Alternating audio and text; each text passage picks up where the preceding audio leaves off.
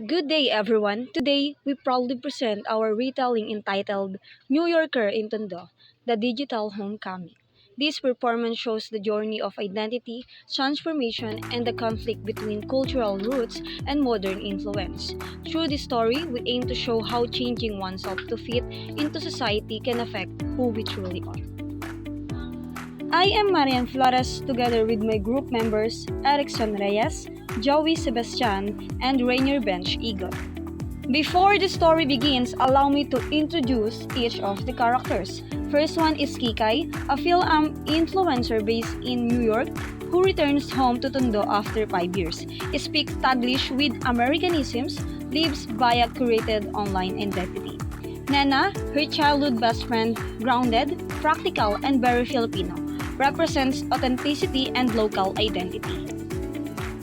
Totoy, Kikay's childhood friend and former crush, sincere, humble, speak casual Tagalog. And Aling Atang, Kikay's mother, practical and affectionate, represent the Filipino traditional self.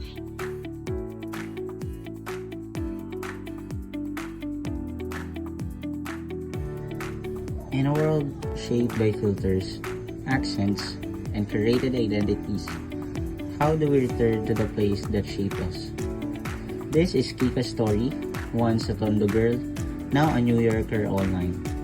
But home has a way of revealing who we truly are. Ay anak, you're finally home. Fine ka na ba? Mom, I'm good. Actually, I already had something sa airport. Oh my gosh! It's so nostalgic here! Kika returns with luggage full of branded clothes, imported makeup, and a carefully practiced American accent. But her mother's home remains untouched. Cement walls, electric fan, simple curtains. Kika, grabe, you look different. Ay, Nana! You look so cute! You still shop here ba sa Retail Market? Yes. Kasi taga-Tondo tayo, di ba? Oh, that's so local. Nena represents the Filipino as self-rooted and genuine. Kika, the westernized self-aspirational and performative. Kicks! Uy! Long time! Kumusta ka na? Oh my gosh, Totoy! You grew up. Pero, do you know how to pronounce my name the right way? It's Kika, not Kikay. Ganon? The distance between them grows, not because of oceans, but because of identity. Bakit parang ikinahihiya mo yung Tondo, Kicks? No! It's just, I've evolved. I'm not that girl anymore. Well, New York changed me. Pero, hindi mo ba namimiss yung sarili mo dati? Yung tunay na ikaw? You don't understand. Life abroad is different. You have to upgrade to fit in. Kicks, we loved you before you had followers. Hindi namin kailangan yung New Yorker version mo. Ikaw lang. I thought changing how I speak, dress, act would make me more valuable. Pero pag uwi ko, I feel like I left myself behind. Maybe I've been performing all this time. Identity, it is not a costume one wears abroad. It's the heart that remains, even when the world tells you to become someone else. Kicks, it's okay to grow. Just don't forget where your roots are. Tanggap ka namin, kahit ano pang accent mo. Maybe I don't have to choose between New York and Tondo. Maybe I can just be me. In this part of our presentation, we will share our group reflection on New Yorker in Tondo, the digital homecoming. We will talk about what we learned from the performance and how the story helps us to understand identity, culture, and change. Kika's transformation reveals a deep tension between staying true to her Filipino identity and adapting to the Western world she now lives in. Her change in clothing, mannerisms, and even the way she speaks all reflect an internal struggle to appear more successful or worthy by Western standards. This pressure to reinvent herself abroad creates a visible gap between who she was and who she believes she needs to be.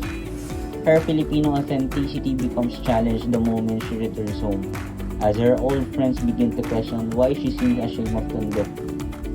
Their reactions show how identity is not just personal, it is relational. How others see us and how we feel they see us can influence our sense of belonging.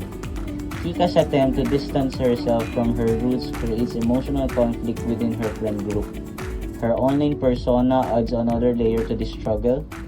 As an influencer, she feels pressured to maintain an upgrade curated version of herself. The Kika she presented on social media becomes different from the Kicks her friends remember. This conflict between authenticity, aspiration, and digital identity becomes the core of her emotional journey. For the second question, how did your group use dialogue, accent, movement, and gesture to show character psychology? Kika's shifting accent is one of the strongest indicators of her identity struggle. At first, she uses a polished Western accent, an attempt to assert that she has changed and leveled up.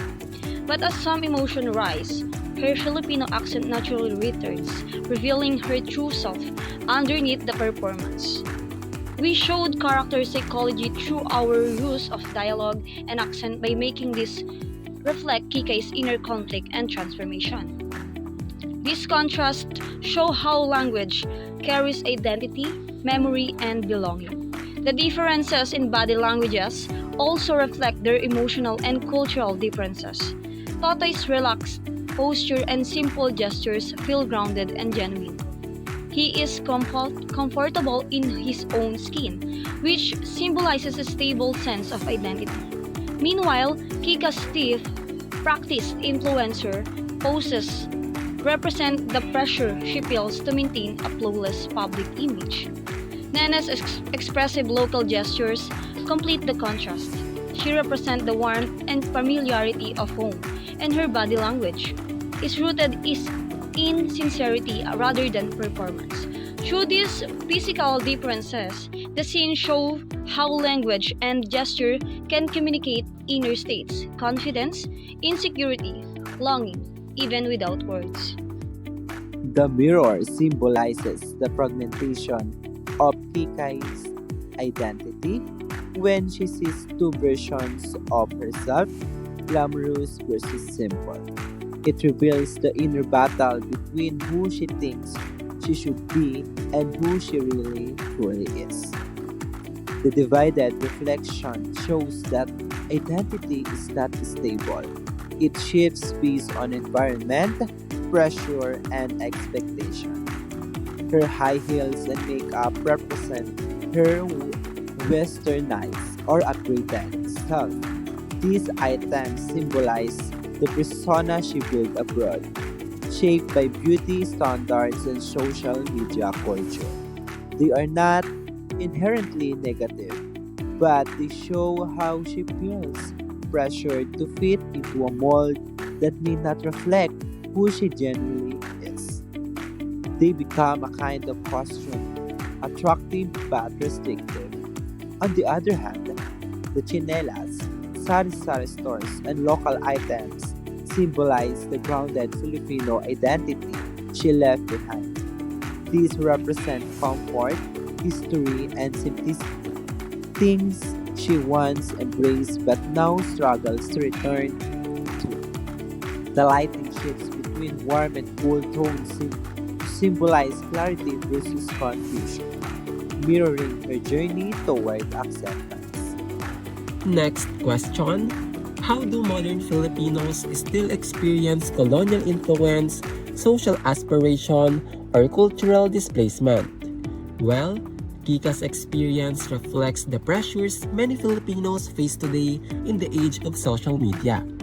Online culture encourages constant comparison, pushing people to chase aspirational lifestyles, luxury, travel, and influencer beauty. This can make people feel that their natural selves or local roots are not enough, leading to identity tension similar to Kika's. Her story also mirrors real-world issues like brain drain and migration. Filipinos who move abroad often feel forced to adapt to Western norms to survive or succeed or be accepted. As a result, they may unintentionally distance themselves from their roots, which can cause emotional strain when they return home. This cultural divide is familiar to many overseas workers and immigrants. Lastly, Kika's struggle highlights issues like colonial beauty standards and code switching, where people shift accents or behaviors depending on the environment. These pressures often make young Filipinos feel they must choose between global and local identities. This story reminds us that identity doesn't have to be either or, but can be a blend of many influences. Erickson contributed by placing or inputting all the voice-overs in each line of the presentation. He also portrayed Ikai and helped answer the reflection questions. Through this task, he learned how timing, alignment, and proper placement of audio improve the quality of a project. His involvement strengthened his confidence in organizing multimedia elements and expressing ideas clearly. Rainier served as the editor of the whole performance, ensuring every part of the presentation was smooth and organized.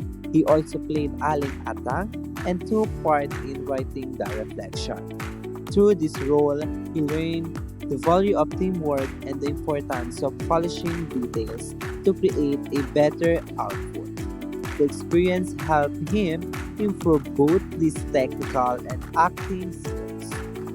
Joey contributed by voicing the narrator and playing total the performance. His narration helped guide the audience clearly through the flow of the story by doing these roles. He learned how tone, pacing, and expression affect the understanding of the audience. He also developed better confidence in performing and delivering lines. Marian provided the voice-over for the introduction and outro, and portrayed Lynn. She also helped answer several reflection questions. Through her participation, she learned how important it is to set the tone and mood at the start and the end of the performance. This activity helped her improve her delivery, expression, and teamwork skills. Thank you guys for listening. We hope you learned something from our performance.